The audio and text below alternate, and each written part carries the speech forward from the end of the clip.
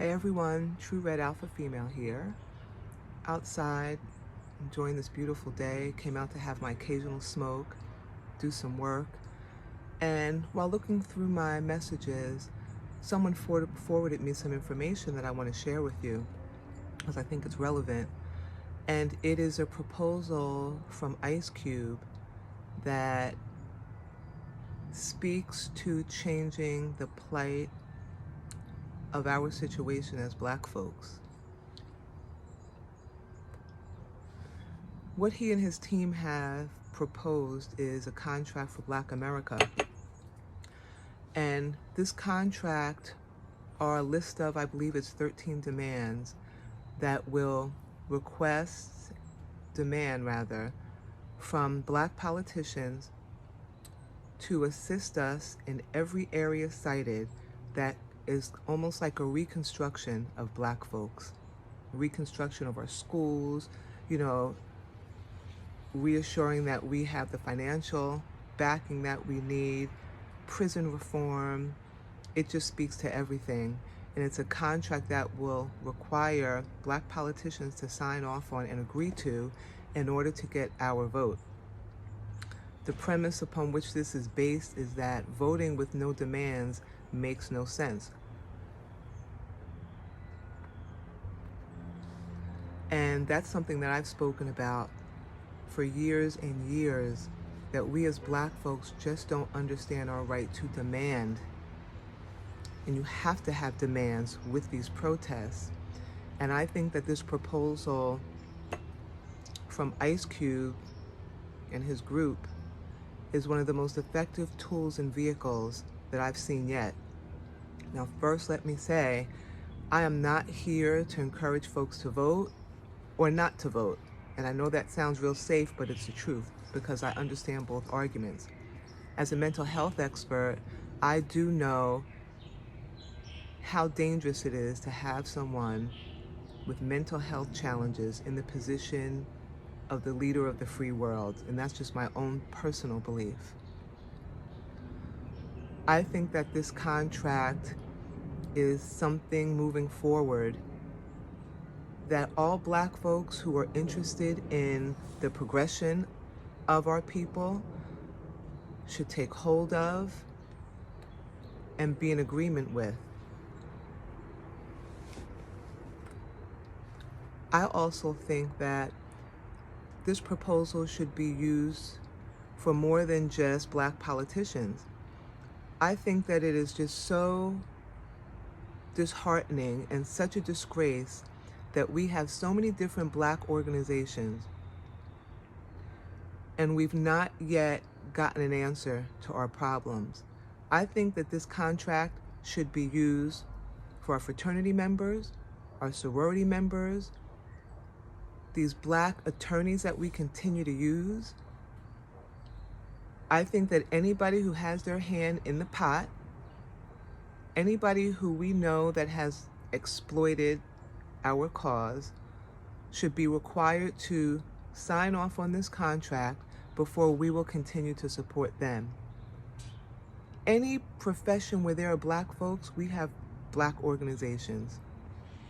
We've got sororities, we've got fraternities, we have the Black Attorney Association, we've got the Black Journalists Association, we have Black psychologists, Black social workers organizations. We have the African American Chamber of Commerce. And there seems to be no one that has been able to do anything for our need and for our plight. I'm a small Black business owner in New Jersey, and I have been bullied and harassed for 8 years as a small Black business owner. We have a Black female Lieutenant Governor, Sheila Oliver, who's unable to assist me. We've got the NAACP, who's been unable to assist me. And we have the African American Chamber of Commerce, who's been unable to assist me. And so that's relevant because how is it that we have all of these organizations and all of these Black politicians and people in power, but we're going backwards? There seems to be no relief And so what I am asking us to do is to abandon this old passive Negro approach of how we have been handling our business. We need to abandon all these politicians who continue with their chatter and their promises,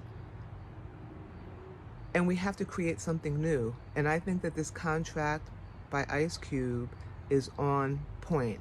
It encompasses every area that has affected us and not created by us. Please understand that. But it speaks to all of those points. And I think that we just have to do something different. And for those who think that his contract may be extreme, we're living in extreme times.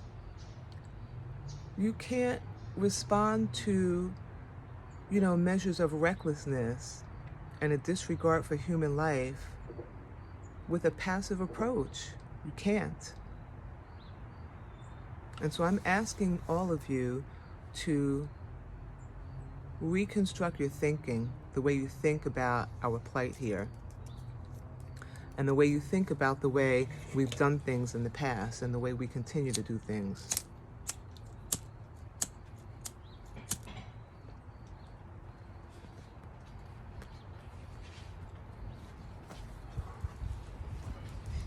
I'm asking that we think about our future and that we understand that we have rights to demand.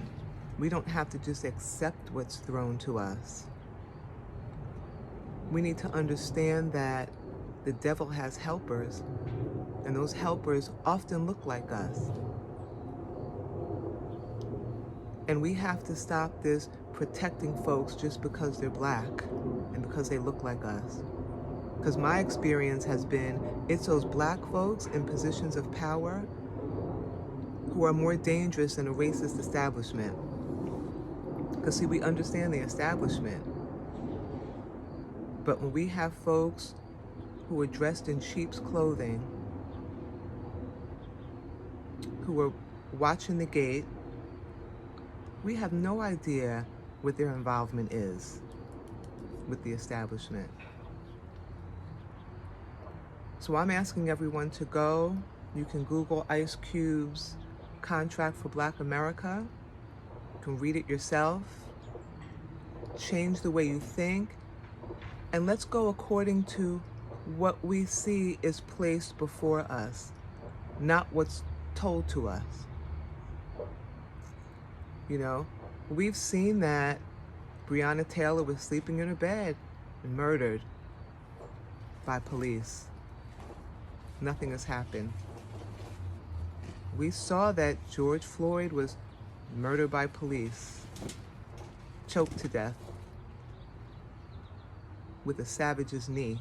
We saw that. So how can we continue to accept the same approach of, we're going to, okay, we have to vote for this person for XYZ to happen? Why do we continue with that thought?